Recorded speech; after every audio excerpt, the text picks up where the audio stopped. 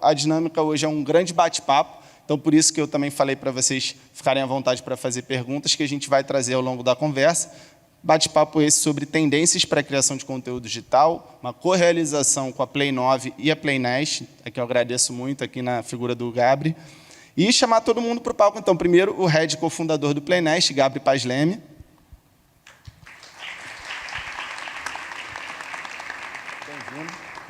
Muito bem trajado, inclusive. O criador de conteúdo, que soma aí mais de 7 milhões de seguidores nas suas redes, Franklin Medrado.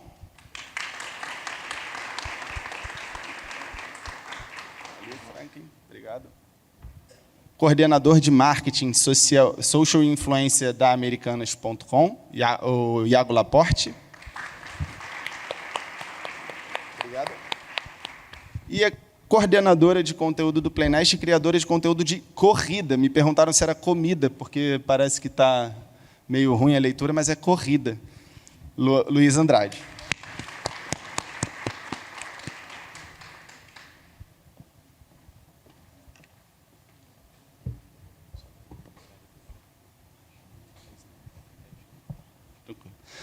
Bom, pessoal, eu queria fazer uma rodada de introduções, então eu fiz uma introdução muito breve, queria que vocês se apresentassem aí nas palavras de vocês, por favor. De repente a gente vai começar nessa ordem mesmo, pode ser?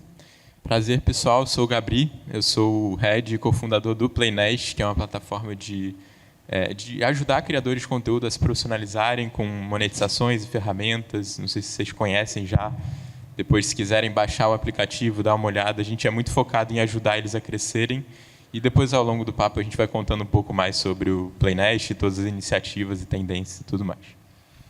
Olá, eu sou Franklin Medrado, criador de conteúdo como hobby desde 2014, mas como profissão a partir de 2021. Também sócio do Play Nest e acredito que eu consigo contribuir nessa conversa sobre Creators Economy. Oi, pessoal, boa noite. Eu sou o Iago, sou coordenador de Social Influência da Americanas. Acho que vai ser legal aqui passar um pouquinho da visão de como uma marca enxerga a criação de conteúdo, tanto de UGC quanto de outros creators que estão aí ajudando e melhorando cada vez mais esses conteúdos que estão pela internet. Oi, pessoal, boa noite. Eu sou a Lu Andrade, sou coordenadora de conteúdo no Play Nest, então eu que cuido de tudo para dentro do app e também para as redes sociais da marca. E eu também sou criadora de conteúdo de corrida, me encaixo aí como microcriadora. Então, venho aqui também para ajudar e dar essa perspectiva de uma criadora um pouco menor. Isso é bom destacar, né? A gente tem uma criadora de conteúdo menor, em ascensão, vamos dizer assim, e o Franklin Medrado, que já está um pouco mais consolidado, com números mais expressivos, e é sempre bom ouvir esses dois lados, né? E mais um destaque também que eu faço aqui é interessante como vocês da Play Nest estão muito conectados de dentro da porta para dentro também com os criadores, né? Eles fazendo parte do grupo, sendo sócio, embaixador, enfim, trabalhando efetivamente como CLT. Tem a Bruna também, né? Que já esteve aqui, Dias de Cacho. Enfim, isso é bem legal. Eu queria que vocês começassem falando sobre o que vocês enxergam assim, como principal tendência no momento para a criação de conteúdo digital. Essas três que eu falei, elas são de fato as três principais? Tem alguma outra coisa que vocês destacam antes da gente começar a esmiuçar em cada uma delas? Alguém quer? Eu mesmo? Você mesmo. Eu acho que o GC é uma grande tendência que todo mundo tem falado da estratégia das marcas de cada vez mais falar com o seu consumidor, que é quem mais sabe sobre o produto que consome e tudo mais, e como que ativam essas pessoas a participarem cada vez mais das estratégias de marketing das marcas. Certamente é uma tendência. Acho que o TikTok Shop não tem como não falar dele, porque todo mundo está falando de como que as plataformas estão conseguindo agora chegar na última etapa do funil das marcas, que é a conversão, e como que o TikTok faz isso com uma tecnologia proprietária. Eu acho que também é uma das tendências, e IA, que todo mundo está falando, não tem como deixar de falar. Aí vai além da Creator Economy, certamente é algo que vai mudar as nossas vidas daqui para frente, e não só a criação de conteúdo. Então, eu diria que sim, essas são talvez as três principais. Não sei se discordam de mim. Não, acho que vale... Desculpa. Acho que vale destacar também o quanto as marcas têm olhado para criadores menores também, para compor esse corpo de criadores quando a gente fala de ações de marca que sejam mais complexas. Então, hoje a gente enxerga as campanhas sendo produzidas tanto por criadores muito grandes, como o Franklin, mas também sendo produzidas com criadores menores, que estão ali com as suas comunidades super engajadas e que fazem muita diferença para o resultado final, sabe? Eu acho até que, pensando quanto marca, o que a gente discute muito internamente é o quanto a gente consegue se tornar proprietário daquilo que o influenciador está falando. Então, acho que por isso que muitas marcas acabam, hoje, nesse momento, e aí condiz muito com o que você está falando, realmente se tornar proprietário e falar diretamente com essas comunidades.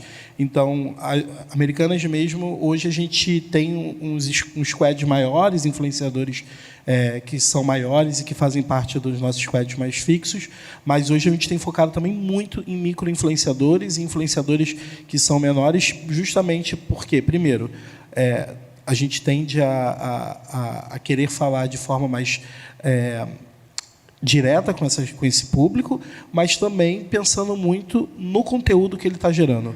Não apenas a publi pela publi, mas que realmente a gente consiga ter uma entrega de conteúdo que realmente seja bacana, como a gente consegue ver nesses micro-influenciadores, esses influenciadores menores. Eu vou destacar um pouco a inteligência artificial, tanto na produção de conteúdo, quanto na produção de próprios creators. É como se, nesse momento, a gente estivesse vendo a possibilidade de existir, com números expressivos, um criador 100% criado por inteligência artificial. Um bom exemplo disso é a Marisa Mayô. Viralizou de um jeito. E é uma coisa curiosa, porque se você olha... Acho que todos entendem quando eu falo da Marisa Mayô. Alguém não sabe o que é a Marisa Mayô? Juliana! Vocês sabem que é Marisa... Exato. E é curioso que, se você para um pouquinho mais de observação, se você pega um print da Marisa Mayô no primeiro take, no segundo take, no terceiro take, são pessoas completamente diferentes.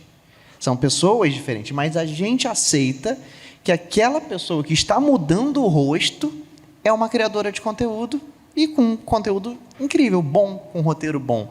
Então, a gente começa a ter essa estética possível de um criador de conteúdo que o rosto muda, mas a gente sabe que é ele, criador de conteúdo que fluido, né, na aparência, e também uma estética que já não é mais... que não causa tanto repúdio, já causa um certo tipo de aceitação. Se ela vai esgotar rápido ou não, são outros 500. Aí já são minhas apostas. Eu acho que vai esgotar em algum momento até rápido, por causa do volume. O volume é muito aumentado, então a chance de um cansaço é maior, mais rápida. E, para mim, essa é uma das principais tendências, pensando na criação de conteúdo, que eu consigo vislumbrar. Antes eu falaria em 5 anos, mas agora eu já falo em meses, sabe? E eu ia complementar também que a gente fala dessa estratégia, da tendência na estratégia no digital de ativar micro e nano influenciadores. Eu acho que são estratégias complementares. Às vezes a gente esquece que os grandes também são super importantes. Não é à toa que a gente tem a Play 9 que chancela todo esse ecossistema e cada um tem seu papel. E eu acho que antes tinha uma dificuldade muito grande de trabalhar com esses pequenos criadores por conta de estrutura, de como é que você vai ativar tantos criadores ao mesmo tempo. Então, as marcas iam sempre nos que já estavam mais consolidados, já tinham uma audiência mais consolidada. Mas hoje eu acho que tem ferramentas possíveis para fazer essa operação e as responsabilidades de cada tamanho de criador, de cada nicho, são diferentes. Então, um criador grande, super nichado, ele vai ter uma responsabilidade de ser autoridade naquele tema.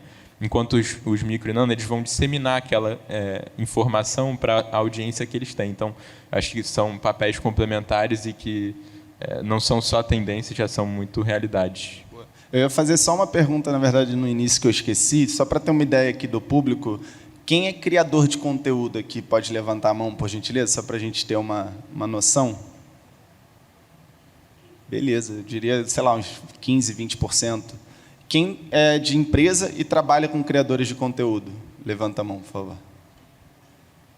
É um pouquinho mais, né? Mas bom para ter uma... A nossa tese é de que todo mundo vai ser um criador de conteúdo. Então, em breve... a gente vai entender isso um pouco melhor e eu acho que o GC ajuda a entender isso. Né? Então, eu queria começar falando um pouquinho sobre a perspectiva da marca, Iago, sobre como é que vocês, uma grande empresa, né, Americanas, que trabalha com muitos influenciadores, como é que vocês atuam dentro desse campo do GC?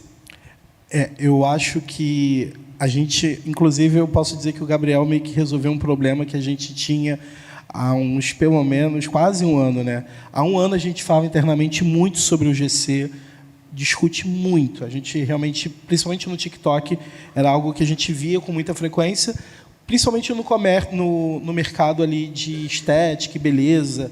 Nos Estados Unidos isso é muito consumido.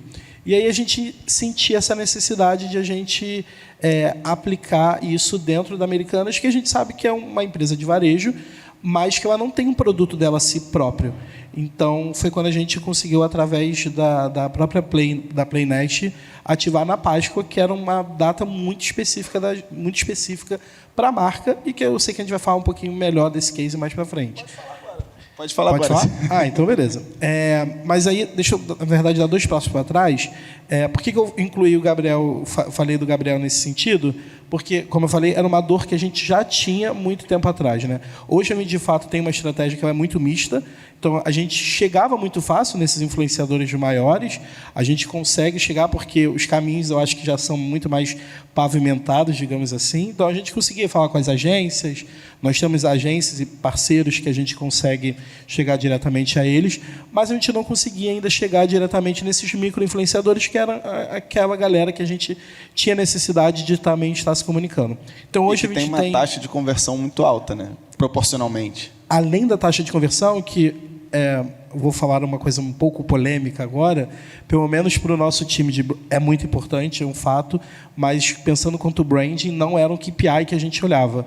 Tanto que quando na primeira conversa que a gente teve com o Gabriel, falou assim, vamos olhar sim a gente vai olhar a conversão, que de fato é importante para a empresa, mas a gente, neste momento inicial, a gente estava ali muito focado no conteúdo mesmo. Então, acho que talvez pelo fato de ser uma área mista de social e de influência, a gente conseguia botar muito mais o peso no lado do conteúdo, de ser um conteúdo nativo, que converse com a rede, que seja proprietário daquele influenciador, do que com a conversão em si, que a gente sabe que tem N fatores, que às vezes não vai depender desse influenciador. Qual o indicador que vocês olham, o principal? A gente leva muito engajamento. A gente tinha impressões, de fato, mas eu acho que era muito mais sobre as conversas que aqueles conteúdos podiam gerar. Então, se a galera que estava comentando, se os seguidores desses influenciadores estavam comentando ali, realmente, não só a nível de taxa de engajamento, mas ali um olhar bem minucioso mesmo do time, de a gente abrir esses conteúdos, olhar o que essas pessoas estavam comentando naquele conteúdo, qual era a percepção desse público nesse conteúdo. Tanto que a gente pegou vários perfis que a gente separou. Olha, em algum momento, quando a gente ativar realmente, novamente, micro-influenciadores, faz muito sentido a gente falar com essas pessoas novamente, porque, pelo menos, ela entendeu muito bem tanto o conteúdo quanto o público dela entendeu muito bem a mensagem que estava sendo passada.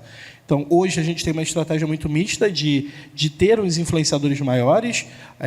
A gente continua com influenciadores de milhões, né? Mas a gente conseguiu diversificar realmente a nossa estratégia, trazendo esses micro-influenciadores para dentro.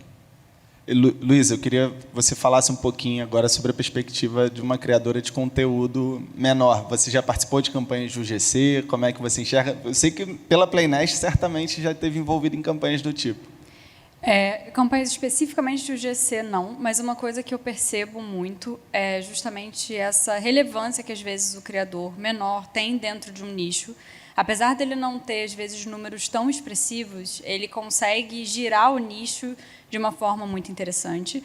E eu vejo que uma das barreiras das marcas, na verdade, é encontrar essas pessoas. Quem são essas pessoas que, de fato, falam muito bem sobre aquele assunto e que eu posso trazer mais para perto da minha marca, porque muitas vezes também essa pessoa é o que a gente chama de rising star, né? Uma pessoa que, beleza, agora ela é pequena, mas em 6 meses ela pode estar gigante, e você conseguiu construir um relacionamento de longo prazo com a marca. E em relação ao GC, a gente tem alguns fatores também que corroboram para esse tipo de criação de conteúdo, né? Primeiro que ele é um conteúdo mais facilitado, você consegue criar a partir da sua perspectiva da marca, do que você consome da marca, trazer um pouco da sua identidade, e ele não necessariamente te obriga a ter redes envolvidas nesse conteúdo, porque muitas vezes você faz e você vende diretamente para a marca e a marca usa aquilo nos conteúdos dela, mas você não precisa que aquilo faça necessariamente sentido para você. Às vezes você só é muito bom em produzir conteúdo e vale a pena para você fazer esse acordo com a marca. Mas também tem o outro lado, que é a profissionalização desses criadores, né? Porque a gente vê muitas pessoas surgindo, muitos criadores crescendo, produzindo conteúdo, mas ainda é um mercado pouco profissionalizado. Então, assim, poucas pessoas sabem o que é necessário para você ser um criador de conteúdo. Você precisa ter sua empresa, você precisa ter um contador, você precisa ter um jurídico. Como que você abre essa empresa? Como que você envia uma nota? Como que é comum das empresas trabalharem? Você faz esse trabalho, recebe daqui a 2 meses, isso está certo? Como é que é? Enfim, existe toda uma série de educacionais que ainda precisam ser trabalhados com esse público, que eu acho que é um dos pontos também que o PlayNest ajuda para a galera poder já entrar um pouco mais amparado por uma empresa que conhece muito bem como é esse background que os influenciadores precisam. E também uma forma de você remunerar essa pessoa a partir de 0 seguidores. Então, assim, se ela faz um vídeo e esse vídeo atinge ali o nosso padrão, que é um padrão, assim, ok, a partir de 500 visualizações você já pode começar a ser remunerado.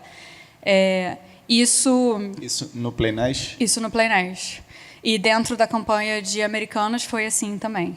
Então, a partir disso, você já começa a poder ser remunerado e você recebe pelo seu trabalho desde o momento 0. Então, talvez, se for uma campanha que você achou interessante, que você acha que você vai saber criar conteúdo bem para ela, mesmo você ainda não tendo construído a sua base, você consegue, a partir daí, criar conteúdo. E eu acho que esse também é um outro ponto de virada interessante, porque a gente sai também das formas mais tradicionais que a gente conhece, a publi, etc., de remuneração, para vir em outros formatos que também ajudam essas pessoas, que a gente sabe que, muitas vezes, assim como eu, tem a produção de conteúdo como um segundo emprego, como uma segunda coisa, um hobby que também vira uma fonte de renda.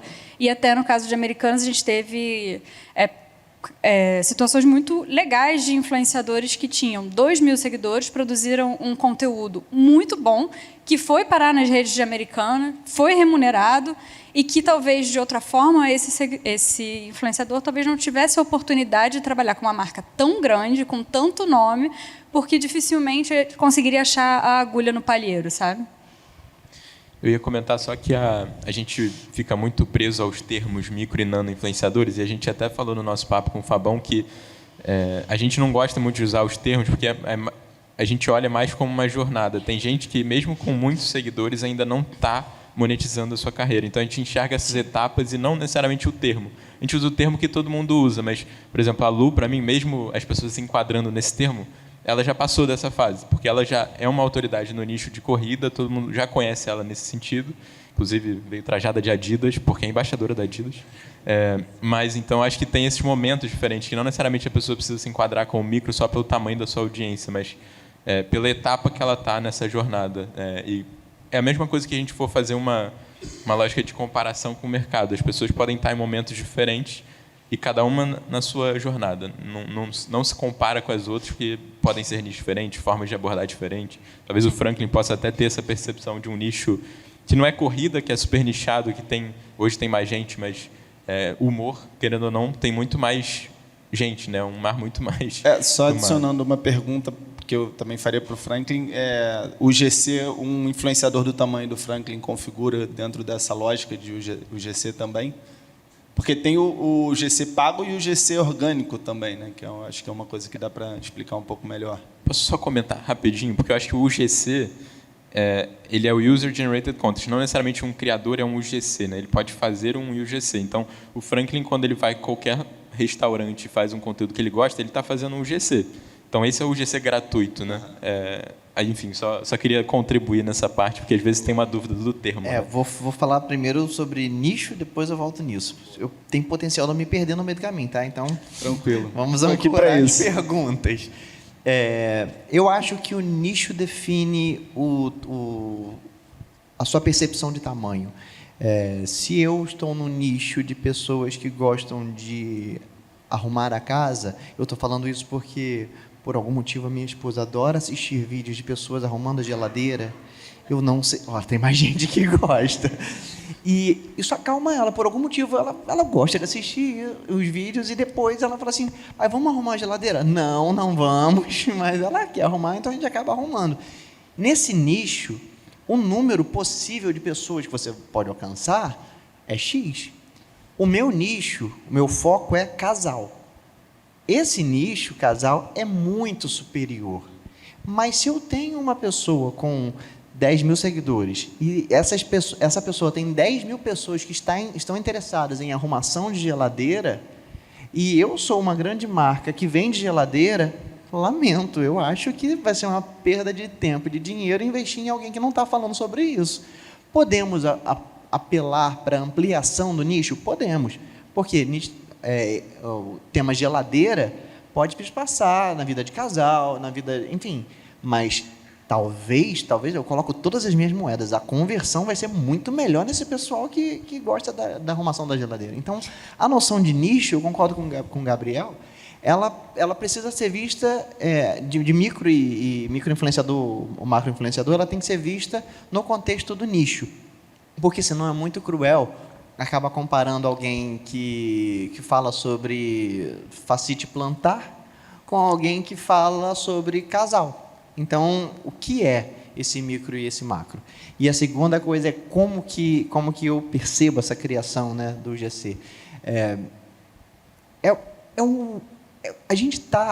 Eu acredito que seja uma mistura das possibilidades. É como se eu pegasse o melhor dos mundos do AdSense, do antigo YouTube, e também um trecho ainda da publi. Eu conseguisse colocar tudo isso e eu vou remunerar essa pessoa pelo conteúdo que ela tá fazendo. Essa remuneração não necessariamente é #publi, mas é a remuneração que vai sustentar ou ajudar, ou no meu caso, quando eu comecei a receber pelo meu trabalho com a internet, eu comecei a entender que poderia deixar de ser um hobby e viraria uma profissão. Então, vai muito além de dentro para fora, o que eu produzi que impacta os outros. Também o caminho inverso existe, vai de fora para dentro. O que eu produzi impactou alguém e esse impacto gerou alguma coisa que me impactou de volta. Foi assim que eu fiz a minha transição de carreira. Para quem não sabe, eu dei aula durante 12 anos, eu era professor do Instituto Federal. Quando eu fiz a transição de carreira, eu tinha acabado meu doutorado em educação. Então, assim, eu fiz toda aquela parte acadêmica prontinho para vou atuar como uma pessoa séria. Agora eu vou colocar terno, agora eu vou escrever artigo. Aí veio a pandemia, vou ficar 15 dias em casa e estou 15 dias trabalhando, desde esse dia, trabalhando, entendendo que essa é a minha profissão. Como que eu entendi isso? Eu só entendi porque o que eu fiz impactou pessoas, o que as pessoas fizeram com o que eu fiz me impactou de volta. Então, eu consigo, enquanto eu formo valor para outras marcas e empresas, essas empresas de marcas e produtos formam valor para mim. Então, é esse caminho cíclico que eu percebo.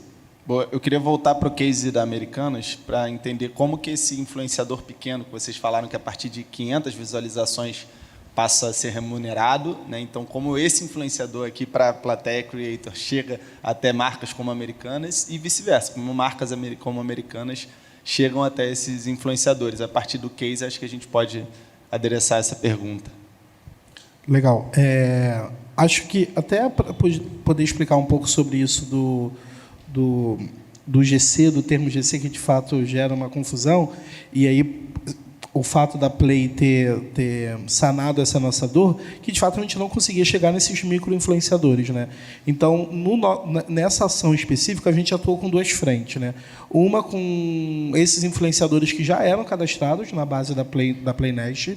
Então, a gente disparava ali junto com eles um briefing, uma página onde eles poderiam se inscrever e participar do projeto. E depois a gente também fez uma segmentação, um disparo de e-mail para os nossos clientes que haviam comprado os ovos de Páscoa, e até contextualizando, a campanha ela era muito focada nos ovos de Páscoa de marca própria. Então, eram aqueles ovos que você chega na loja e tem aqueles brindes infantis. Então, eram esses ovos específicos. Como que surgiu a ideia da gente fazer essa ativação junto com a Play? A gente tinha muita necessidade de humanizar mais os nossos conteúdos, e aí eu volto para aquele papo, para aquela história que eu falei, né? Acho que pelo fato da nossa área ela ser muito interligada, de entender que redes sociais são tão importantes quanto influenciadores, a Americanas por si só ela tende à necessidade de ter uma criação de conteúdo muito alta.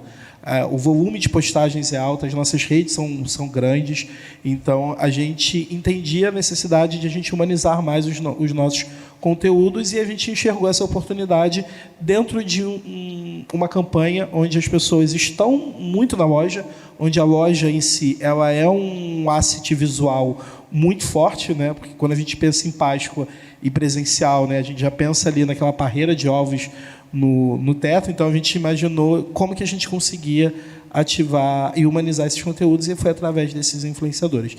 Então a gente teve através da base da Play e também através dos nossos consumidores, todo mundo que havia comprado um ovo de Páscoa desses produtos que faziam parte da campanha, eles recebiam um e-mail falando: olha, o que você acha de ganhar aqui, de você criar um conteúdo para isso e você ainda ser remunerado por isso. Então, meio que um cashback da sua própria compra através de uma criação de conteúdo.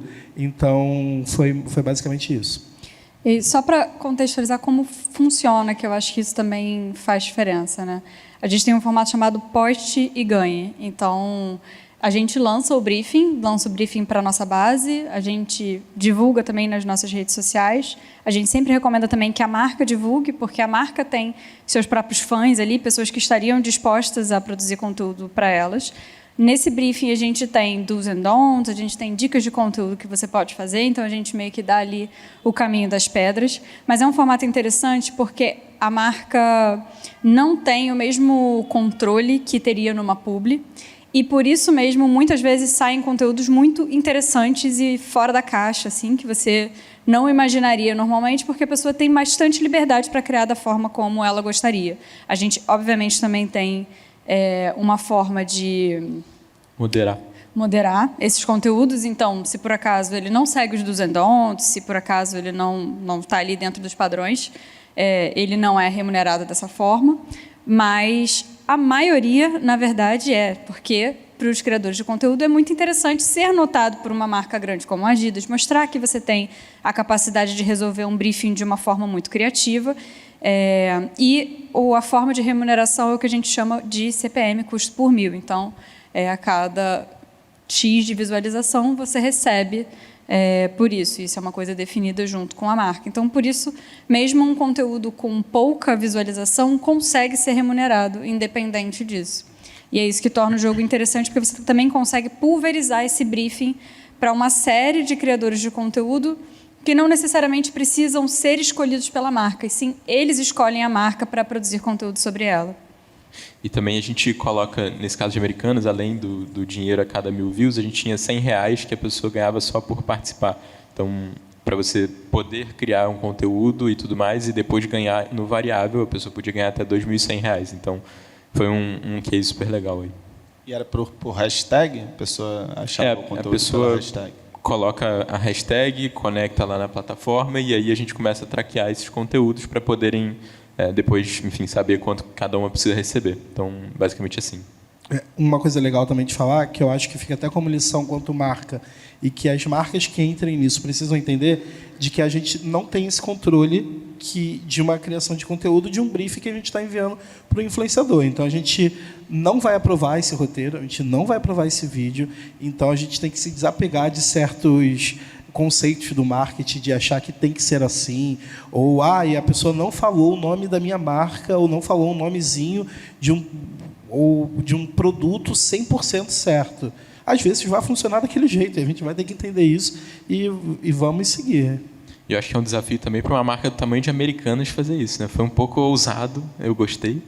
E eu acho que teve um resultado super legal também, porque a gente sempre defende que os criadores sabem falar com a audiência que eles têm.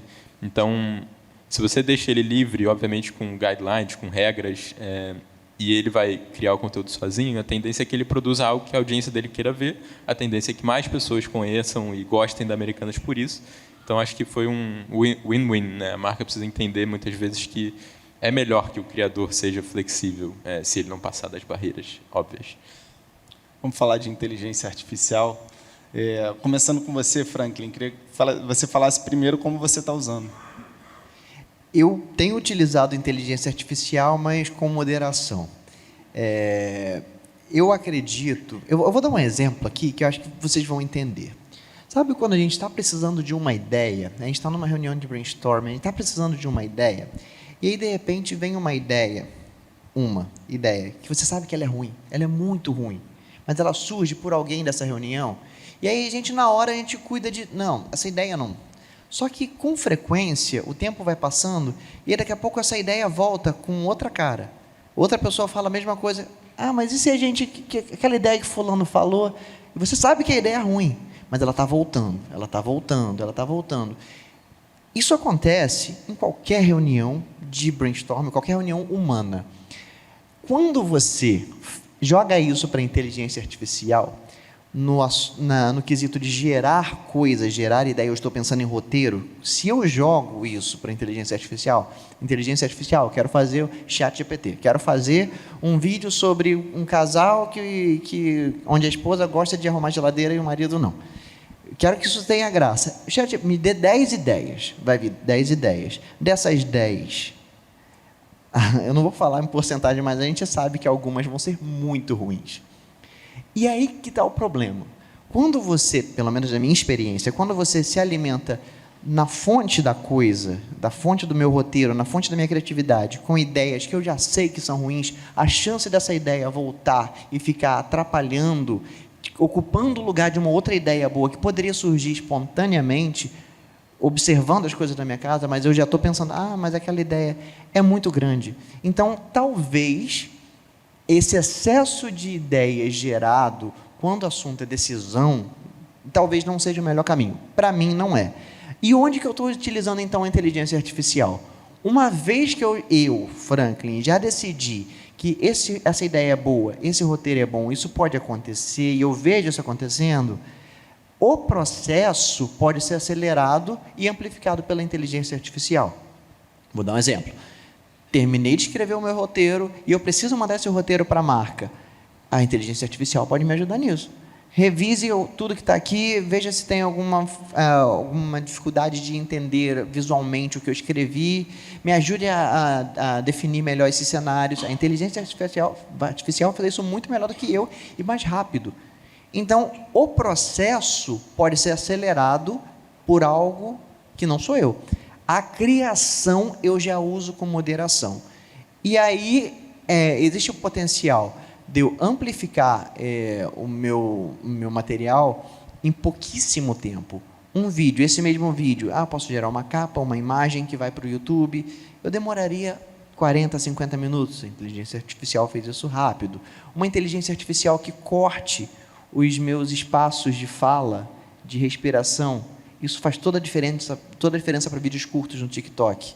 Ao invés de eu ficar ali retirando trecho por trecho, algum editor com o IA já identifica os pausa, respiração, algum editor já cortaria isso, eu poupei tempo. Então, eu utilizo a inteligência artificial no processo para acelerar e amplificar minha produção.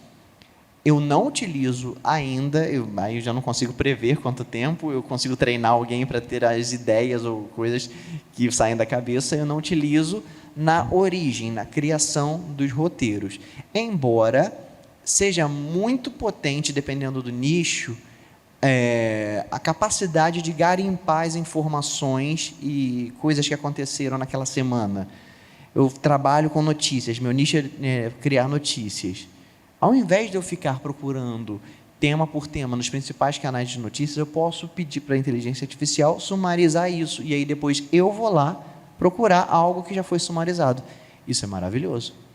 Vou dar um outro exemplo. Eu vou viajar agora, minha viagem ainda não está muito organizada, mas eu vou viajar, e eu coloquei um roteiro, e nesse meu roteiro da viagem funciona muito bem, e eu vou produzir conteúdo nesse roteiro.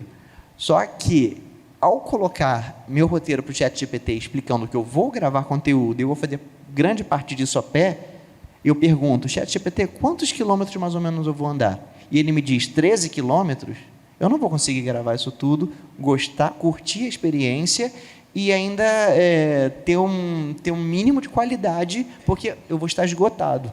Observa, eu antecipei uma dor que poderia estar só no final dos 13 quilômetros. Aí a inteligência artificial consegue me ajudar muito. E eu fiz isso para todos os dias do roteiro e eu espero que dê certo. O roteiro é muito bom. Vocês saberão em breve nas redes sociais. Não, eu acho que vale voltar só para esse case da Marisa Maior que você trouxe, né? Porque é uma ferramenta que realmente está revolucionando, tal qual o ChatGPT revolucionou lá atrás, em 2022, quando foi lançado. É o Veo 3, que é uma ferramenta de geração de vídeo do Google e que está povoando a internet com vídeos, né, gerados. E não só a internet, já tem aí alguns primeiros anúncios totalmente gerados por essa ferramenta, sendo veiculados em horário nobre. Acho que, se não me engano, foi da Budweiser, que foi veiculado no intervalo do campeonato da NBA de basquete americano. E você entra no TikTok, né, muitos vídeos gerados por essa ferramenta, ou por ferramentas do tipo, né, aquela coisa da Arca de Noé, com o cara fazendo uma selfie ali. Como é que vocês enxergam esse movimento mesmo? Porque é uma coisa recente, é desse ano que está acontecendo nessa proporção. Vocês acham que isso vai impactar muito? Ainda dá para reconhecer, mas em breve vai se tornar cada vez mais difícil reconhecer um vídeo gerado por IA ou um vídeo não. Eu posso só concluir, é porque eu vou pular aqui à frente, mas é porque tem uma coisa que eu começo a perceber que pode acontecer. A estética desse tipo de vídeo é uma estética ela é facilmente reconhecível, a gente consegue reconhecer ela. Como que a gente reconhece? Olha para os olhos. O olho de todo mundo é assim, ó. É uma coisa muito.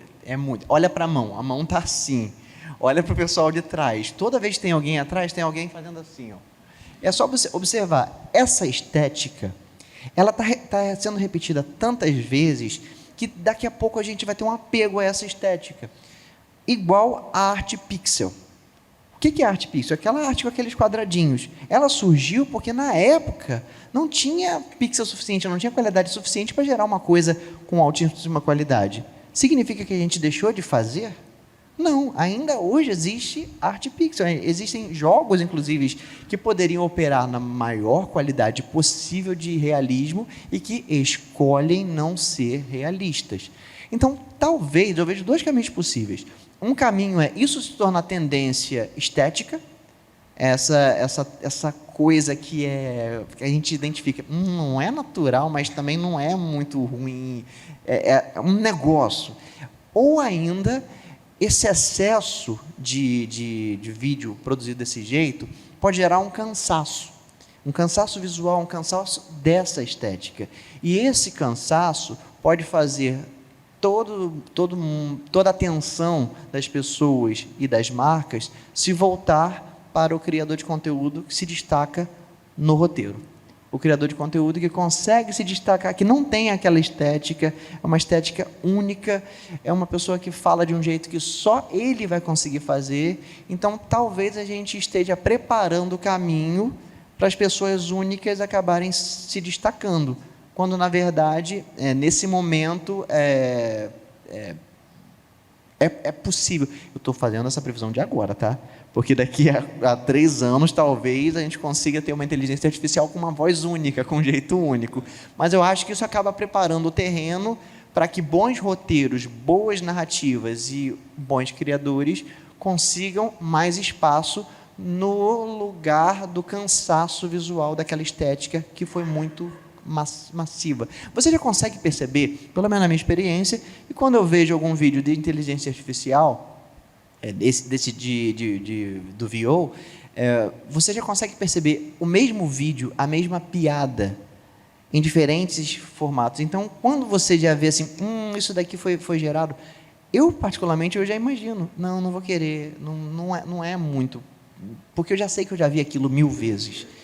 Então, eu acho que pode ocorrer ou os dois, tá?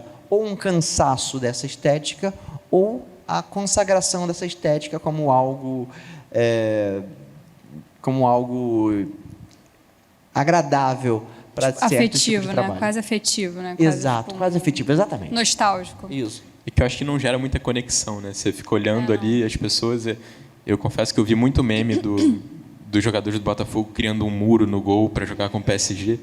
E é isso, vai criar uma conexão momentânea, mas você não vai lembrar quem é aquela pessoa depois para voltar e saber e querer saber mais da vida dela. Então, acho que é uma coisa que vai aproveitar hypes e as pessoas vão conseguir trazer muita audiência, mas depois o que vai conectá-la talvez seja o poder do criador de fazer isso, né? Sim, mas a gente não pode negar que essas possibilidades elas barateiam a produção absurda. O que eu quero dizer com isso?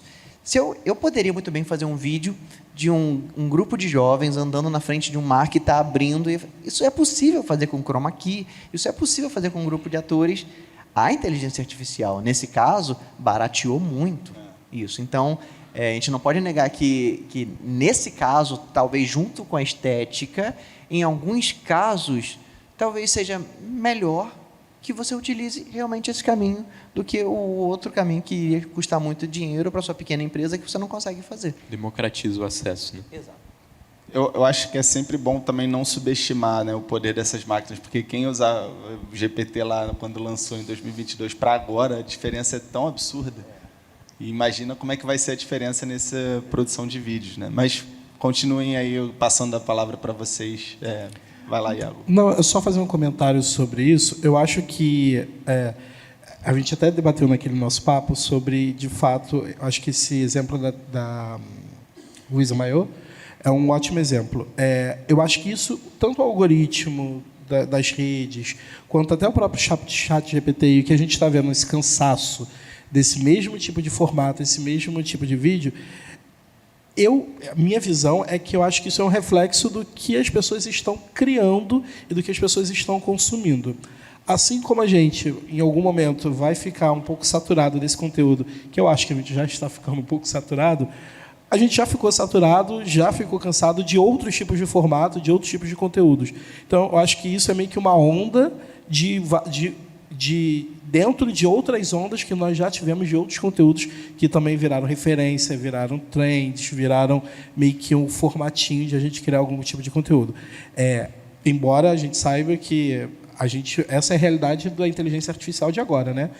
E foi um salto gigante de meses para agora. Eu acho que no início do ano ninguém imaginava que a gente ia conseguir fazer vídeos como a gente está conseguindo criar hoje em dia. E só complementando sobre a questão de ser mais barato, de fato, e acho que ainda tem um outro fator principal, que é tempo. Então, hoje você, além de ser muito mais barato, você produzir um vídeo de um mar abrindo no seu celular, no seu computador, eu acho que você consegue fazer isso em 30 minutos, no máximo. Por mais que... Ele pode ser o mais grandioso possível. Em 30 minutos você consegue já fazer esse vídeo e produzir o que você, provavelmente, para você conseguir abrir uma câmera, captar isso, você vai demorar aí pelo menos um mês para você conseguir gravar isso, pensando quanto marca, né? Eu acho que tudo depende muito do conceito por trás daquele conteúdo. Eu acho que o que a Marisa Maio também funciona muito é que ela brinca com o absurdo.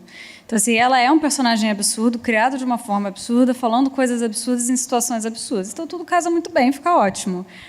E aí, assim, existem N formas de você usar a inteligência artificial, chat GPT, ou gerar imagens que vão facilitar o seu dia, ou para pessoas que fazem conteúdos... onde elas querem exemplificar coisas. Então, assim, elas não precisam saber mexer num 3D, elas não precisam ter nenhum tipo de... Necessariamente, assim, ela não está burlando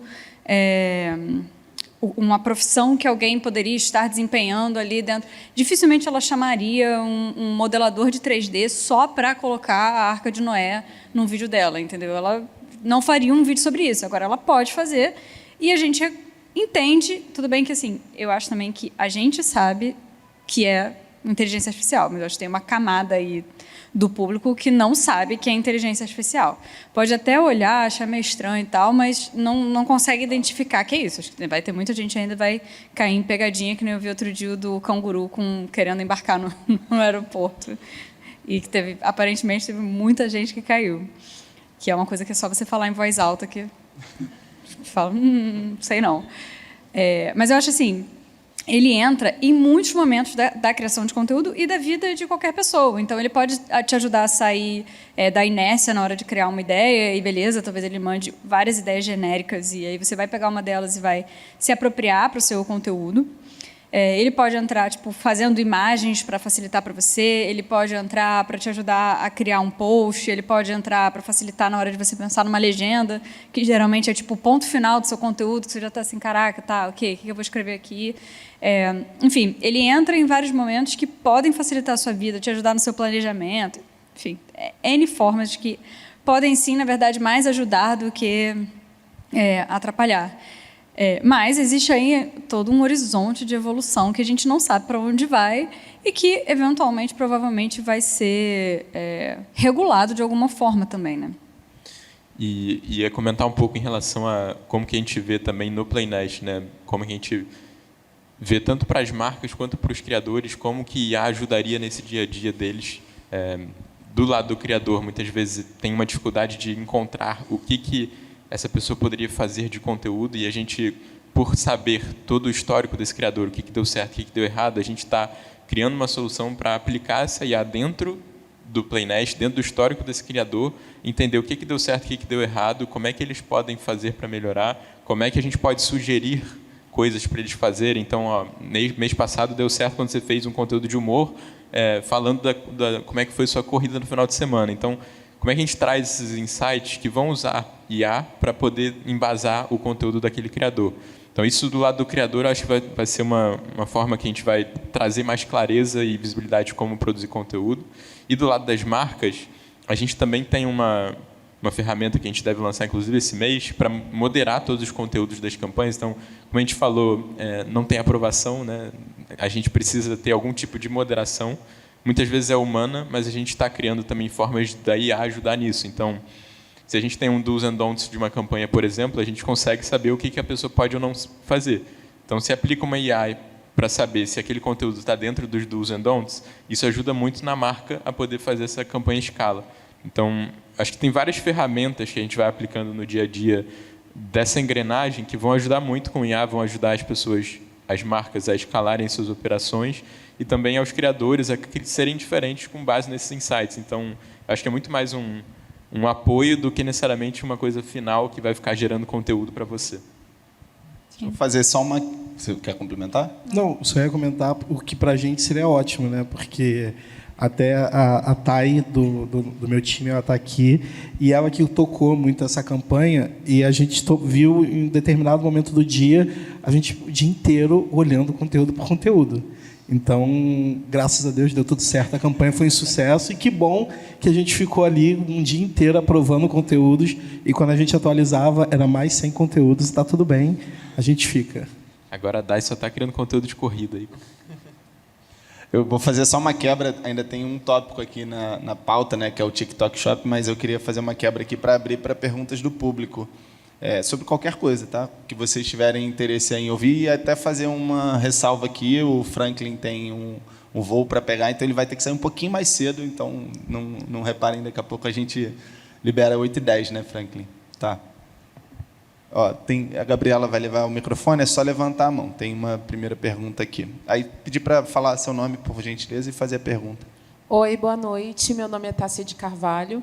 Franklin, eu queria saber de onde você tira tantas inspirações, porque os seus vídeos são muito aleatórios. Se você parar para ver um por um é do nada, reclamando da trilha, eu não sei. Eu fiquei pensando, eu fiquei tentando analisar aquele da trilha. Eu acho que você sabe qual eu estou falando, que a pessoa só reclamava. E aí eu fiquei pensando, será que ele estava viajando com os amigos? Porque eu fui ver no outro perfil, e aí você estava viajando com os amigos, e eu acho que vocês foram para algum lugar, e aí eu acho que você teve esse insight lá, e eu fiquei assim, gente, mas como ele teve essa ideia? Será que ele criou um roteiro? Será que ele analisou tudo, ou ele já foi pensando com isso de casa? E aí eu queria que você falasse um pouquinho sobre essa criação de conteúdos que são virais, e também falar que os conteúdos dos reacts lá no YouTube não estão mais aparecendo para mim. Tá? Olha aí. Ó. Olha só a problemática. Eu tenho duas estratégias de criação de conteúdo. uma linha de produção, são as sketches, e a linha de produção das sketches eu estou observando a todo instante coisas que acontecem no meu dia a dia. Eu não estou filmando, eu estou observando. Então, se por algum motivo acontece alguma coisa em casa e minha esposa fala: por que você não fez isso? Será que isso se repete em outras casas, em outros casais? Então, eu tenho o meu bloquinho onde eu vou anotando: ela reclamou de não sei o quê.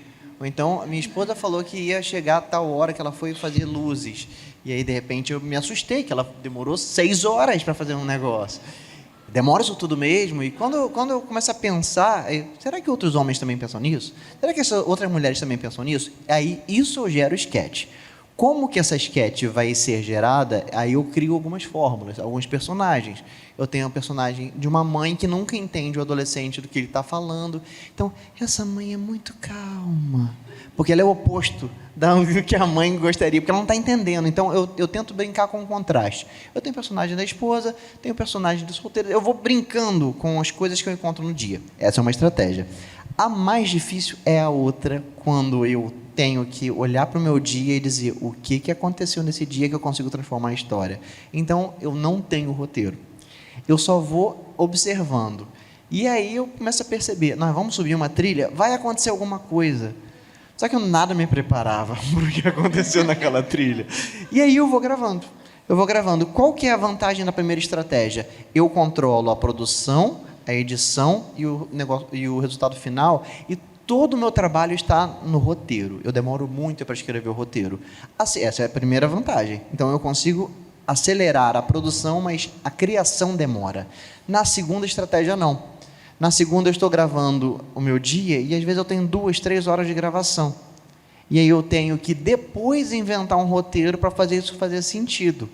E aí eu vou cortando coisa do final, jogo para frente, trago para cá, e aí eu crio uma linha narrativa para que essa história louca que aconteceu consiga ser condensada em 1 minuto e meio no máximo, para que outra pessoa consiga se identificar, porque todo mundo já se perdeu numa trilha que eu não queria fazer em algum momento. Basicamente, são essas 2 estratégias, é por isso que eu faço. E a minha terceira estratégia do YouTube e do Facebook é o React. E no React, eu não tenho interesse nenhum em viralizar. Eu tenho um interesse único em apresentar dois perfis, eu e minha esposa. Minha esposa não aparece no React. Eu sou a pessoa que vai falar alguma coisa, e minha esposa, com muita frequência, é a pessoa que vai discordar de alguma coisa. E eu descobri que quase todas as mulheres concordam com o que ela está falando, mesmo sem estar aparecendo. Então, eu consigo captar a atenção porque as pessoas estão concordando com a pessoa que nem apareceu. É como se essa terceira pessoa estivesse sentada no sofá, ou no ônibus, ou em algum espaço, junto com você, falando que eu estou errado. Eu dou esse gostinho, essa voz. Então, ali eu estou interessado em me aproximar de vocês. E eu quero ter a sensação que vocês me conhecem e que eu conheço vocês. Por isso que o React é uma outra estratégia e, para mim, está no meu coração. É o que eu mais gosto de fazer no momento. Próxima pergunta. Tem mais alguma? Ali.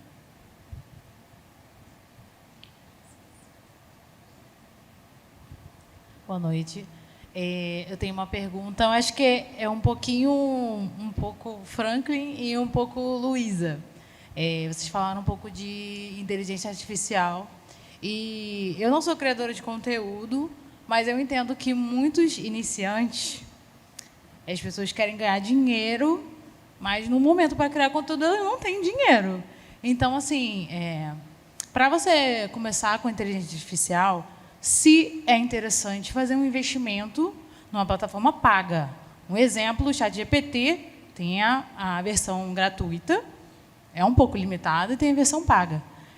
Um de vocês já começaram, ou quando iniciaram a usar a inteligência artificial, fizeram a versão gratuita, ou vocês viram que a versão paga é muito mais interessante, vale muito mais a pena para quem está começando agora, talvez pensar nesse investimento para poder ter um crescimento maior aí na sua criação de conteúdo? Cara, eu acho que isso depende de muitas coisas. A primeira coisa é qual é o nicho de criação de conteúdo que você vai entrar, porque, enfim, existem alguns onde talvez o chat vai te ajudar mais, outros que ele vai te ajudar menos. E a gente do Playnest sempre recomenda assim, essa primeira tomada de decisão definitivamente é o nicho, sobre o que você quer falar e qual é o recorte que você vai fazer. Então, por exemplo, eu falo de corrida e eu tenho um recorte onde eu falo de corrida sem pressão, não falo de performance. Você entra ali e você não vai sentir que você precisa ter um pace baixíssimo. Você vai ser bem-vindo independente disso.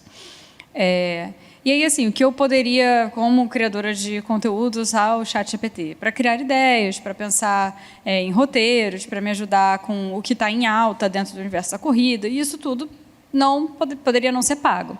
Agora, vamos supor que você decidiu que você vai fazer o nicho de vídeos sei lá, momentos históricos. Então, de fato, talvez para você seja melhor pagar esse ChatGPT ou a ferramenta de criação de vídeo, porque isso vai te trazer esse o retorno que você quer. Então, tudo vai depender muito da sua estratégia, de como ele entra, qual é o seu nicho, o que você vai fazer. E eu acho, assim, cara, eu entendo, uma das barreiras mais fortes que a gente sempre fala também lá no Playnest em relação à criação de conteúdo é o começar, né? Tipo, sobre o que eu vou falar, quantas vezes por semana eu tenho que postar, em qual plataforma eu começo. Cara, começa de graça, começa com o celular que você tem, começa com os recursos que você tem, e você vai se aprimorando ao longo do tempo, entendendo o que é que, de fato, o público que você vai formando ali gostaria de ver mais. Pode ser que o que ele quer ver é uma coisa que o ChatGPT ou que uma ferramenta de geração de imagens vai te ajudar, mas isso aí é muito particular. Eu acho que, vou falar primeiro no meu caso, eu acho que a inteligência artificial paga ajuda muitos processos. Eu utilizo vários desses para diferentes etapas. Mas no início, e eu concordo muito, no início a regra é faça e seja constante. A grande dificuldade é vencer a etapa de fazer, porque no início você não se vê como um criador de conteúdo. Por isso que eu falei que o processo de você produzir gera coisas e essa coisa volta para você, é aí que você começa a perceber, nossa, o que eu falei fez sentido para alguém. Já sou um criador de conteúdo? Sim, eu concordo com a máxima do Gabriel, que todos em algum momento são criadores de conteúdo. Agora, precisa fazer esse investimento para ter uma qualidade de imagem absurda, mais alta? Talvez não. Talvez a gente, em pouco tempo, esteja cansado exatamente dessa estética e esteja procurando um celular com uma imagem não tão bela, mais natural. Talvez isso faça sentido. Um excelente exemplo disso, o Whindersson. Quando o YouTube inteiro estava investindo em câmeras profissionais, gimbals e não sei o quê, do nada, vem uma pessoa, sobe em cima da cama, fica sem camisa, rebolando e tocando. Observa, o forte dele está no roteiro, na história que ele sabe contar. E só ele conta daquele jeito. Porque depois do Whindersson surgiram vários outros. Mas o Whindersson a expressão tem um molho. Ele tem. Então, eu investiria. Pode ser uma estratégia para quem não quer aparecer. Há um tempo atrás era muito comum no YouTube canais onde a pessoa não aparecia. Tinha o Treta News, onde era um bonequinho que falava sobre polêmicas. Tinha alguns personagens que colocavam uma máscara. Pode ser uma estratégia virar a Marisa Mayô falando sobre o seu tema. Marisa Mayô, entendam o arquétipo aqui, tá? Pode. Então, uma estratégia para ajudar pessoas mais introvertidas que não estão acostumadas a ver sua imagem exposta. Pode ser um caminho. Então, nesse caso, o investimento se faz necessário. Em outros casos, eu investiria mais em quantidade e constância. E quando eu falo quantidade, é porque no início, só consigo fazer um. Tá bom. Passou um mês, vamos fazer 2. Vamos fazer 3, porque o número vai te dar estatística, e a estatística vai te ajudar a dizer o que está funcionando e o que não está funcionando. E você simplesmente vai ter que repetir o que está funcionando para o seu nicho. Então, eu investiria mais em quantidade, constância, do que em estética e imagem. Se você tem dinheiro ilimitado, investe em tudo. Até porque quando você começa a criar conteúdo, é como se você estivesse num quarto escuro, assim, você não enxerga nada, você não sabe exatamente, tipo, como é o seu público, o que eles gostam, qual é o tom de voz que você vai usar, é tudo muito... Você está experimentando ali. E aí, do nada, acende uma abajur ali quando você acerta um conteúdo. Você fala, ok, por esse lado aqui, a galera gostou, faz sentido. Dali a pouco a janela abre, você fala assim, tá, tem esse outro formato aqui que a galera gosta. E aos poucos o quarto se ilumina e você entende, legal, então esse é o meu nicho, é esse meu tom de voz, é sobre isso aqui que eu falo, meu público gosta disso, a minha comunidade interage quando eu faço isso. E aí é nessa hora que você tem uma tomada de decisão um pouco mais assertiva também, de, legal, realmente, vale a pena investir, eles gostam disso, ou, não, eu não preciso disso, porque eu construí baseado em outras coisas, sabe? Boa analogia, gostei. Vamos fazer mais uma pergunta aqui, e aí a gente encerra o papo com o TikTok Shop, que é a última pauta. Uma estratégia para furar os algoritmos. Vocês têm ideias? Algoritmo é comportamento humano. Assim, antes de olhar o algoritmo, é tipo, o que as pessoas gostam, sabe? Dificilmente quem criou, a Marisa Maiô, o algoritmo diria assim, não, faça um IA de uma mulher de maiô, falando uns absurdos e vai dar certo. Não existe assim. O algoritmo, um dos nossos criadores é o Matheus, e ele fala muito sobre isso, assim, que você está olhando o algoritmo, mas o algoritmo está olhando o comportamento humano. Então, muito melhor que você olhe o comportamento humano e não fique 2 passos atrás esperando para pensar no que o algoritmo faz. Porque quando a gente fala assim, faça um vídeo que o seu gancho inicial já esteja entregue nos primeiros 3 segundos, isso não é porque o algoritmo gosta, é porque a gente olha e fala assim, não, não, você não me convenceu, só tenho esse tempo. Né? Tipo, a gente gosta disso. O algoritmo ele só segue o que a gente gosta. Então, quem é o seu público, sobre o que você fala, o que você acredita que eles vão gostar. Assim, o algoritmo ele só vai seguir todo o resto. Eu investiria, concordo com tudo que ela disse. Agora, se tem que ter alguma coisa prática para fazer, invista na história que você vai contar. Sim. A história que você está contando, aquilo que você está dizendo é o máximo que você pode ter para atrair atenção. Se for possível, coloque os seus ganchos de atenção na frente, se for possível. E aí, o vídeo mais entediante, para mim, pode, por algum motivo, me atrair durante 3 segundos, 5 segundos, 1 minuto. Ontem mesmo, eu estava assistindo um vídeo de maquia e fala. Eu tenho zero interesse em maquiagem, eu não conheço, mas a história que ela estava contando, enquanto ela está se maquiando, observa como aparência. A qualidade não é isso tudo, é o que você está contando e como você está contando. E ela simplesmente me disse, meu vizinho jogou o lixo na minha lixeira. Por que eu me interessei por isso? Porque o meu vizinho fez isso. Você entende? Então, esse gancho não é sobre furar o algoritmo, é sobre encontrar pessoas que têm um comportamento que vai pensar, o meu vizinho fez isso. E aí, ela está lá colocando o blush, o rímel, o primer, agora eu já sei, tem tudo. Enquanto ela está fazendo toda a maquiagem, eu estou prestando atenção porque a história, a narrativa dela é forte. Então, invista na sua narrativa, um bom roteiro faz milagre, tá?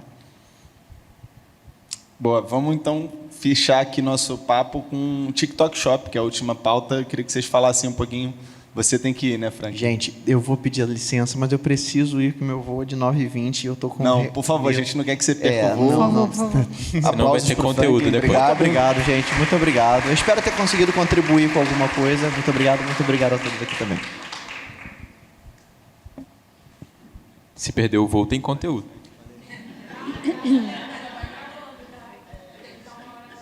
Só não vai falar mal do mediador que te segurou e tal.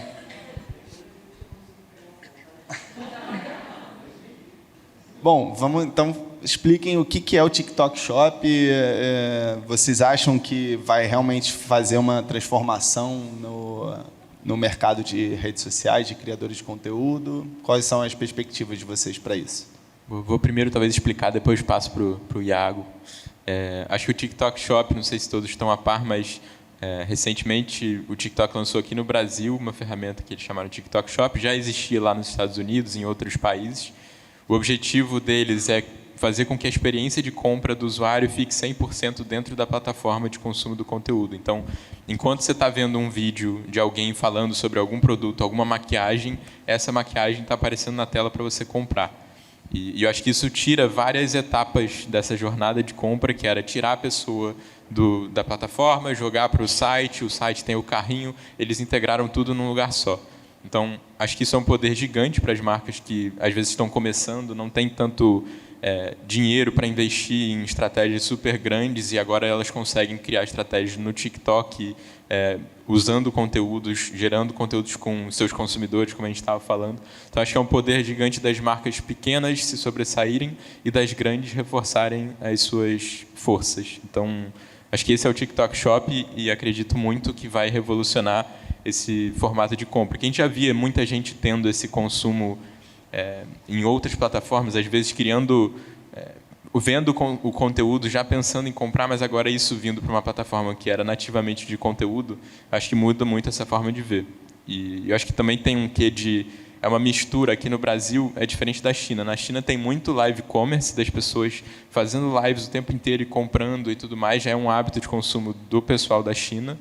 Nos Estados Unidos é um extremo diferente, que eu acho que não é tanto assim. É muito mais voltado para a construção de marca própria e tudo mais, mas é um mercado diferente. Eu acho que aqui é um mix dos dois. Eu não sei como é que vai vingar, se vai ser tão bom quanto é na China, mas eu acredito muito nesse poder de juntar toda essa jornada do usuário numa plataforma só.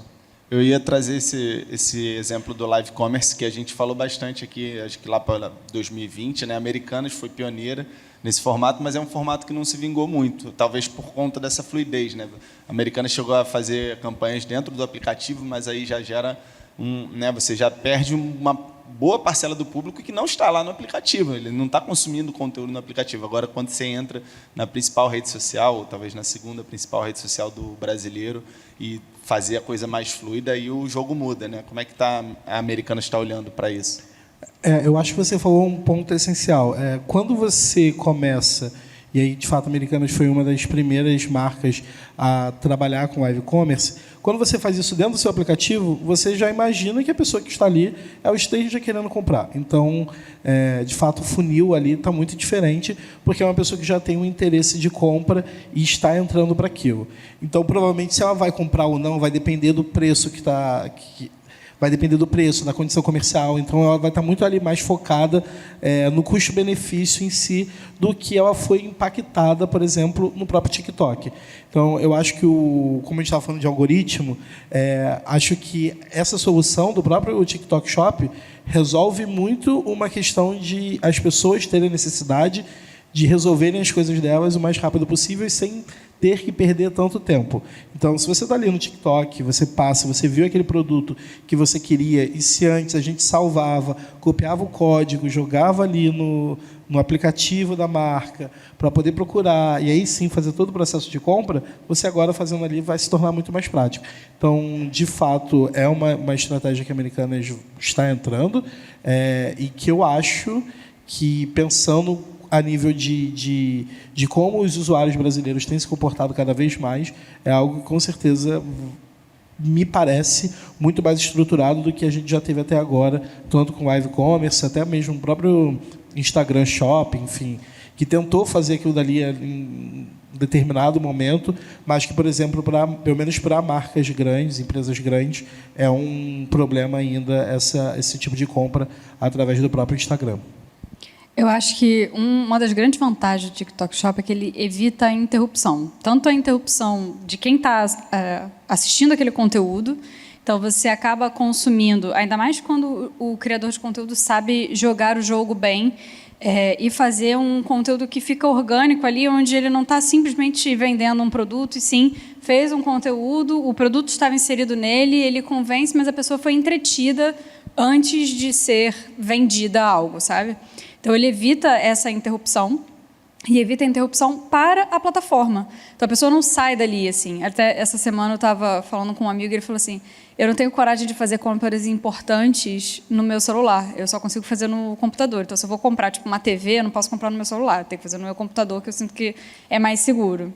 Mas, de certa forma, ele te ajuda a não sair de lá, a não ter que abrir em um outro site de um jeito estranho, de uma forma meio, sabe, não tão orgânica quanto seria se você tivesse no seu computador ou se você tivesse de fato no site ali, né? Quem já comprou pelo Instagram sabe qual é essa sensação assim de estar meio estranho. Eu estou dentro do Instagram, mas eu estou na internet. Tipo, o que está acontecendo aqui?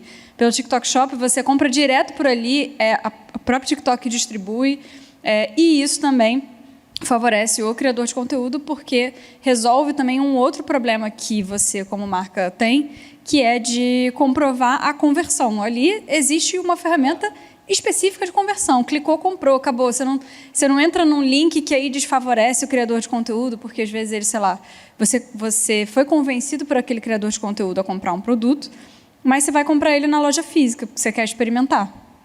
E aí, tipo, o criador te convenceu, mas como é que você comprova? Como é que ele vai comprovar que, tipo, não, essa pessoa está comprando esse tênis de R$2.000 porque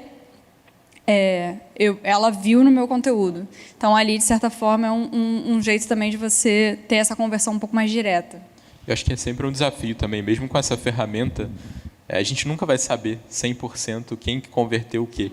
Então, acho que por isso também tem um entendimento de que, às vezes, as pessoas estão virando as suas próprias emissoras, suas mídias, tendo suas audiências, mas não necessariamente elas são só audiência, elas são conteúdo, elas são pessoas por trás, e a gente é influenciado por essas pessoas a fazer compras que não necessariamente estão traqueadas. Eu não estou traqueado se eu vou numa loja e eu fui influenciado pela Lu. Então, a gente até defende, porque muitas vezes as marcas acham que a gente vai ter 100% do traqueamento de quem vendeu aqueles produtos, e não é assim na prática. Mesmo no TikTok Shop, tirando uma fricção absurda, eu diria que tem muita gente que vê conteúdos e prefere ir na loja para experimentar. Eu mesmo, volta e meia, eu vejo vários conteúdos antes de comprar alguma coisa. Então, acho que esse hábito vai continuar existindo. Vai ser muito difícil da gente medir essa atribuição, né, que é o grande mistério. No mundo ideal, assim, para a marca, eu acho que seria ideal a gente entender que não tem como, né? Influência e é difícil muito você conseguir metrificar isso, né? Como que aquele influenciador realmente está conseguindo converter?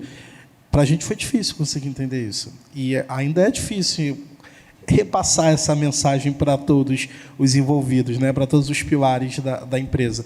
Mas eu acho que a partir do momento que, pelo menos ali, o time que lidera e que está no dia a dia, e quando a gente tem uma liderança que entende, e, por sorte, nós temos, a gente consegue repassar essa mensagem de esse influenciador ele vai converter independente de se está ali traqueado ou não no CPM dele, enfim, no linkzinho dele, porque a jornada ali de compra desse usuário ele é muito abrangente. Você vai sair, você vai deixar de ver, mas o cara vai lembrar de que aquele influenciador me falou que ali na Americanas você vai encontrar isso. Ele vai lá comprar, ou às vezes não vai comprar no aplicativo, no app, vai na loja, enfim. E é muito mais fácil de traquear quando a gente não está com 1000 estratégias ao mesmo tempo, né? Se a gente tiver só com uma estratégia, ver o antes e o depois, a onda de crescimento com essa estratégia, certamente vai ficar mais fácil de entender se gerou movimento aquele tipo de ação. Mas você tem várias coisas ao mesmo tempo, esse conjunto de coisas está gerando conversão, né? E não uma coisa específica. Tem números expressivos já? Porque, por exemplo, eu uso o TikTok todo dia, não fui impactado ainda. Não vi nenhum recurso ali para... A gente é agência parceira oficial do TikTok também. Então, a gente até consegue ver alguns resultados, alguns criadores, e tem gente fazendo bastante dinheiro, eu diria, assim, na casa de centenas de milhares. Enquanto criador de conteúdo. Isso. Mas enquanto marca... Enquanto criador, vou dar até um exemplo lá de fora. Tem uma pessoa que a gente conhece que fez conteúdos de jogos de tabuleiro, que é algo super assim, compartilhável, e gerou milhares de dólares em venda com aquele jogo de tabuleiro específico. Então, para o criador, eu acho que é uma fonte de renda extra que, às vezes, ele não ia ganhar. Ele pode até estar ganhando pelo conteúdo, pela marca pagando pelo conteúdo, mas ele também vai ganhar por vendas. Então, ele entra junto no risco daquele conteúdo. E, para a marca, acho que ainda não consigo trazer cases muito consolidados, porque lançou tem um mês. Mas acho que como é que faz para acessar? Só qualquer pessoa já tem acesso? Só entrar no TikTok aqui, vou conseguir... Pessoas que vão consumir esses conteúdos ou criadores? Pessoas que vão consumir.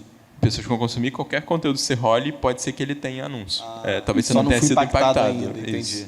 Isso. Você não precisa ele vem bem escondidinho também, assim, ele é só uma barrinha, assim. Até porque justamente eles não querem que pare, porque a gente sabe que a gente está cada vez mais reticente em relação à propaganda, né? Então, ele vem assim numa barrinha.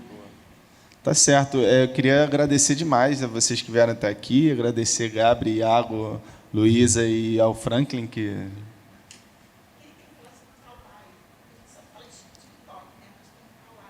porque não é tão importante, eu acho.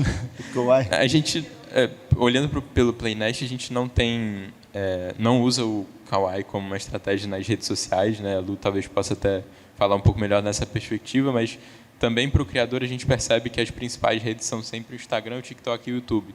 Então a gente foca nessas que são as principais deles. A gente até tem estudado evoluir para outras plataformas, como é que ajuda eles nessas estratégias. A gente tem muitos conteúdos, né, de como que ajuda, melhores práticas das plataformas, aí também tem o Kwai, mas a gente fica focado mais nessas que são as principais aqui no Rio, no Brasil. No caso. O Kawaii aqui no Brasil ele tem um público mais específico, assim, enquanto TikTok, Instagram é um pouco mais abrangente, TikTok, Instagram e YouTube.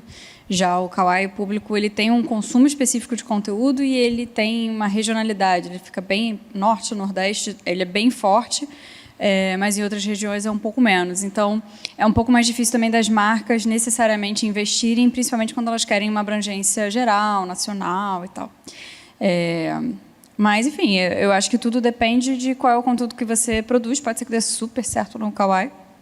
Só testando para saber. Mas dentro do Playnest a gente tem também melhores práticas de Kawaii, caso seja do interesse. Boa. Queria pedir as considerações finais de vocês, então, agradecimentos.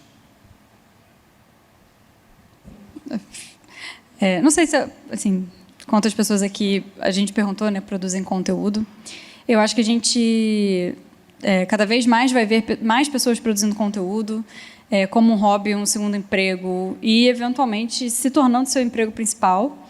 E eu acho que, assim, eu adoro que isso esteja acontecendo. Eu acho que isso é uma coisa fantástica. Pela primeira vez, a gente tem acesso a histórias que a gente talvez nunca ouviria. A gente consegue ter uma pluralidade que, talvez, de outras formas, a gente não teria. E ainda existe uma longa jornada nesse mercado. Ele ainda vai ser, né, muito frutífero para todo mundo, assim. Então, assim, se é da vontade de alguém dentro da plateia que produzir conteúdo, comece, faça. Não espere ter a melhor câmera. Define o seu nicho primeiro só, pelo amor de Deus.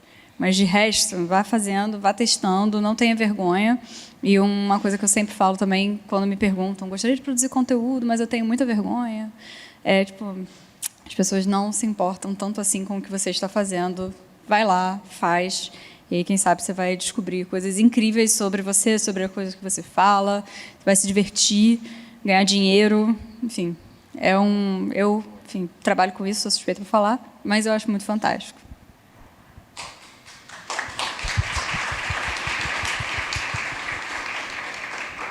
Eu acho que, só finalizando, acho que reforçar muito sobre a autenticidade, pensando quanto marca é algo que a gente tem olhado muito, muito mesmo.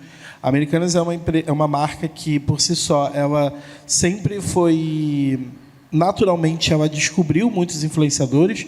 A gente sempre, em grande parte, foi uma das primeiras grandes marcas a trabalhar com alguns influenciadores que começaram e depois bombaram na internet. Então, assim como a gente, acredito que muitas outras marcas também estejam aí tentando procurar esses influenciadores que sejam autênticos, que realmente estejam falando com o seu público da forma como realmente entende.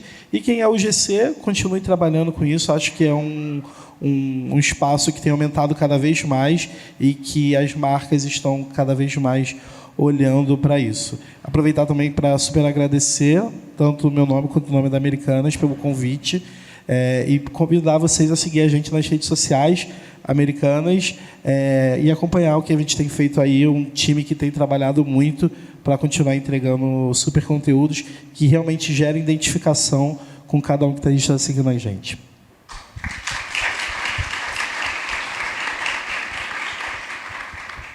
Eu ia reforçar os 2 pontos, porque eu acredito muito que, com todo mundo virando essa sua própria rede social e tendo o poder de fala, voz, a gente precisa cada vez mais ter algo que torne a gente único, tenha essa autenticidade, como que a gente vai se diferenciar dos outros dentre tantas possibilidades. Então, eu diria que esse é o principal ponto assim, da Creator Economy, como você vai se diferenciar dos outros que estão surgindo e como você vai usar a sua estratégia para isso, porque às vezes a gente acha que está usando a estratégia certa, mas beleza, depois que você definiu o seu nicho, como é que você vai interpretar seus dados, como é que você vai entender o seu público para poder falar em cada momento com a pessoa certa. Então, no momento que você vai querer crescer sua audiência, no momento que você vai querer conectar a sua audiência e como é que você equilibra esses dois pontos para crescer de forma estruturada e também com uma audiência boa.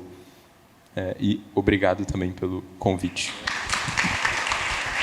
Valeu, pessoal. Muito obrigado a vocês que ficaram até aqui. Sigam a gente no Instagram, o @CasaFeijão, onde a gente mantém a programação da casa sempre atualizada, além de compartilhar muito conteúdo bacana por lá. Obrigado.